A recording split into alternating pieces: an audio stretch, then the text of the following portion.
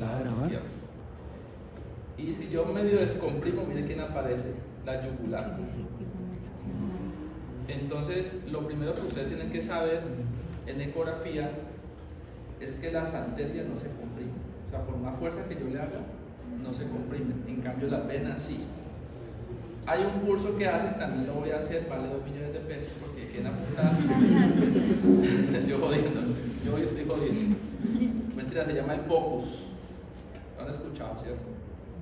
Y el POCUS es lo que nosotros hacemos, es cuando el médico viene, hace la consulta del paciente y usa la ecografía como un método alternativo de diagnóstico. ¿Listo? Y en UCI están haciendo otro protocolo que es para mirar la elastancia o compresibilidad del sistema venoso, sobre todo vena cava inferior, porta, venas renales, para definir si el paciente está congestionado o no está congestionado. Es muy fácil. El doctor Santana está haciendo eso y esos días me dijo, no, que no. Yo le dije, pana, eso solamente lo hacemos los que sabemos, pero yo por joderlo. Pero eso es fácil, eso es fácil. Entonces, ustedes me ponen a mí a jugar con ustedes, ¿cómo se llaman los juegos de ahora? Algo de fútbol en pantalla. Soy una nueva haciendo eso, porque yo eso no crecí con eso. Listo. Entonces vemos, nosotros siempre arrancamos valorando el sistema arterial, sobre todo en la carótida, lo empezamos viendo en un corte transversal. Y vamos subiendo, y vamos subiendo, y vamos subiendo, hasta, mira un gangliecito linfático ahí al lado. El oscurecito que está allá abajo ahí, sí, es un ganglio linfático, es normal. Y mire cuánto se divide la carótida común en interna y externa. ¿Cuál es la interna y cuál es la externa? Esa es la pregunta que yo quiero hacer acá. ¿Cuál es la interna y cuál es la externa? La interna es la derecha, la externa es la izquierda. O sea, ¿esta es la interna? No, esa es la externa. La externa. ¿Y esta? La interna, ¿cierto? Entonces allí, cuando ustedes ven que se divide, ya entonces dice, la que va para afuera la interna y la que va para adentro la externa. Esa es la primera diferencia. La segunda, el diámetro de la carótida interna es mayor al de la externa. Tercero, la carótida común y la carótida interna en el cuello no dan ramas. La única que da ramas en el cuello es la carótida externa. ¿Estamos de acuerdo? Tercero, cuarto, la carótida interna se divide en segmentos. Hay un segmento grande, si se acuerdan, que es el segmento C1, que es el segmento extracraneal de la carótida interna, y cuando ya pasa la base del cráneo se llama segmento C2 fetroso. Luego ya cuando entra y pasa toda la parte meningia se llama el segmento C3 o el lacerum, el C4 que es el cavernoso que llamamos ahorita, el C5 es el clinoideo, el C6 es el oftálmico y el C7 es el precomunicante. Los que nos importan más desde la parte clínica son el C1, porque si se tapa el C1, pues el proceso de isquemia va a ser mucho mayor a nivel del cerebro, ¿cierto? Tenemos el segmento C4, que ya dijimos por qué es importante. El C6 es importante porque si se tapa el segmento C6, entonces ¿quién se va a afectar? La arteria oftálmica y su rama distal, ¿cuál es? La de la retina. ¿Sí? Entonces la gente, y esa es la que más se afecta en los pacientes diabéticos. Y si se afecta el segmento C7, el C7 va a dar ramas para, de él nacen ¿cuáles? La cerebral anterior y comunicante anterior, nace la cerebral media, nace la comunicante posterior y nace la coroidea anterior. O sea, nacen 4 ramas. Por eso es importante conocer, y lo que yo pretendo hoy con ustedes es que como que concienticen de que, o sea, la vascularización es importante y la anatomía es importante. ¿Listo? Y vamos a comprobar cosas. Y el compañero, quédate ahí tranquilo, muchas gracias por ayudarnos. ¿Listo? Listo. Entonces ahorita vamos a ver, ahí ya lo vimos en un corte transverso. Ahorita vamos a verlo en un corte sagital. Si te veo algo raro, yo te digo aparte. No, un día yo haciendo no fue acá, fue con los de ingeniería biomédica, le encontré un tumorcito a una estudiante aquí en una glándula submaxilar. Listo, entonces, mira cómo se bifurca, ¿sí? Vemos los gangliositos linfáticos. Afortunadamente transmiten muy bien. Y ahora vamos a verlo en un corte longitudinal. ¿Listo? ¿Ustedes se acuerdan? Ese es el corte longitudinal. Vamos viendo, vamos corriendo.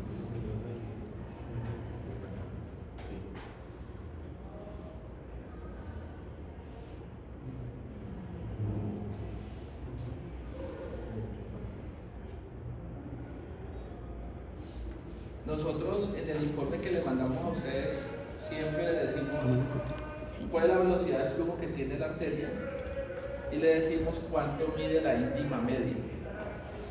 Porque si la íntima media mide más de 0.08 milímetros, algunos cortes dicen que hasta más de 0.10 milímetros, estamos hablando de que ese paciente tiene ya un proceso de una enfermedad endotelial importante. De hecho, esto puede ser un marcador cuando uno le hace al paciente. Uno tiene que mirar en esos cortes que no hayan placas, que son las que viajan y también nos tapan. Y nosotros los radiólogos o los cirujanos vasculares decimos, bueno, tiene una placa que no condiciona ningún cambio, no obstruye el paso de la sangre a nivel de la carótida. Y también tenemos que decir si es una placa blanda o es una placa calcificada. Porque el manejo para ustedes, mis queridos futuros colegas, es que si la placa es blanda, el manejo médico antiagregante es muy importante para ese paciente. ¿Ya?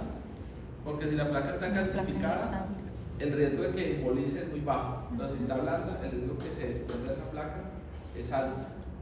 Y ahí, con esos pacientes, a veces no necesitan trombolisis, sino que necesitan un procedimiento endovascular para poder traer o desobstruir ese segmento de arteria que está tapando. ¿Ok? Por eso es importante ese concepto.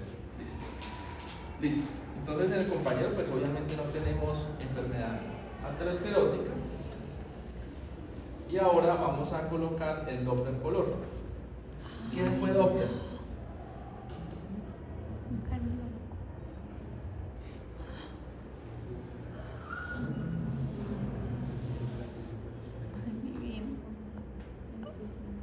¿Quién me la tiene acá traductora? Tranquilo, confía a sus compañeros con aquí.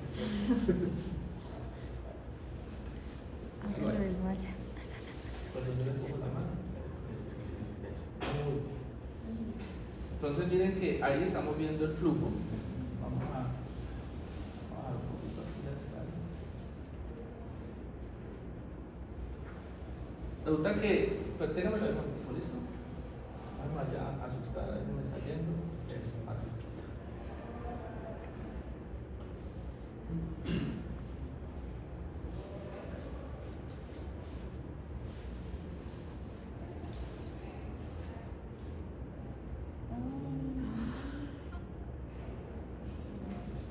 Listo, compañero, muchas gracias. Tiene más la radio. Resulta que el Doppler lo que me está censando es el paso de los eritrocitos a través de ese vaso. ¿Cierto?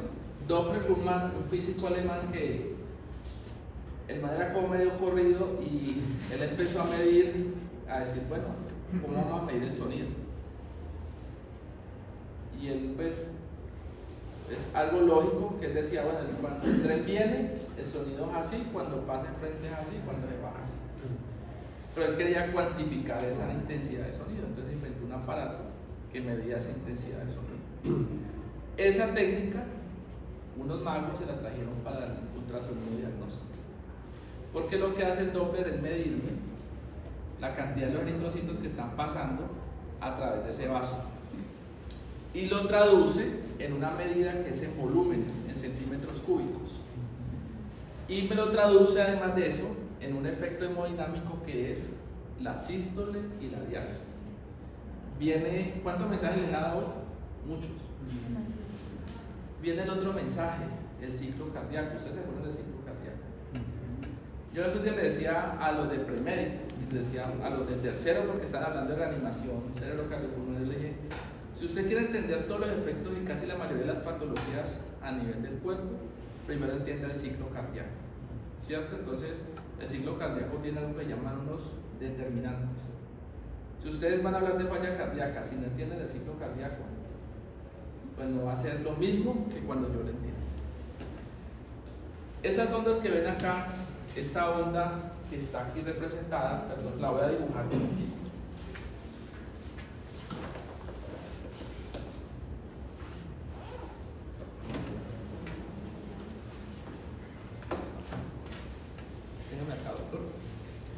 Esa onda que va así, ella viene aquí, da un pico así, da un pico así.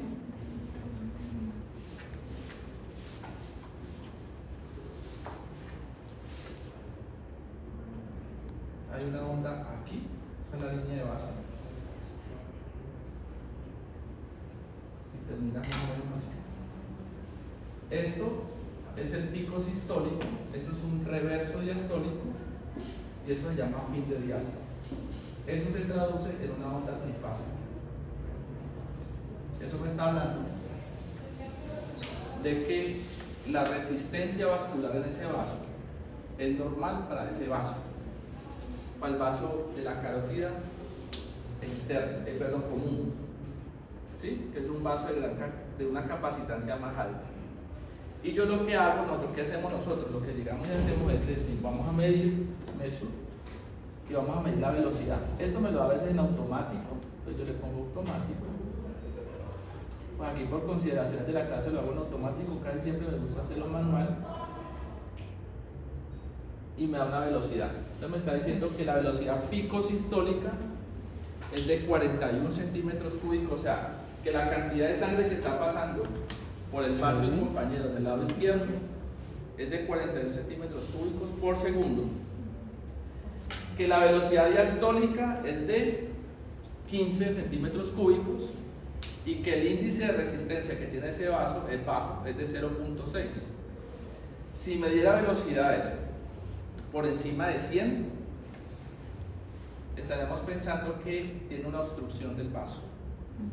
O sea, que más arriba de esta medida, o sea, más para allá, probablemente el vaso está obstruido y tiene que aumentar la velocidad para vencer esa obstrucción. ¿Listo? Y si ese índice de resistencia me pasa a 0.8, 0.9, también me está diciendo que arriba está pasando algo que me está aumentando la resistencia del vaso. Por eso cuando a ustedes les llega el reporte, porque es a ustedes que les llega, ustedes tienen que saber. ¿Ustedes qué leen ustedes qué han visto que la gente lee cuando llega un reporte de una radiografía o algo? La conclusión. Está normal, punto. Pero nadie toma esta de revisar, mirar qué miraron en esa radiografía o en ese estudio. Entonces nosotros lo que reportamos son, lo que yo reporto es, porque a veces hay otros que no reportan eso. Yo lo reporto. Las velocidades, los índices de resistencia. El otro valor que da allí, que es el índice de pulsatividad, es importante, pero no en los casos de ACV. ¿Listo? Pero yo cuando ya veo esos dos valores y están en el rango, me quedo tranquilo. Y cuando veo esa morfología, esa onda. Ahora voy a tratar de buscar la carótida interna y quiero que veamos la diferencia de esta onda a la de una carótida interna. Y ya les voy a explicar.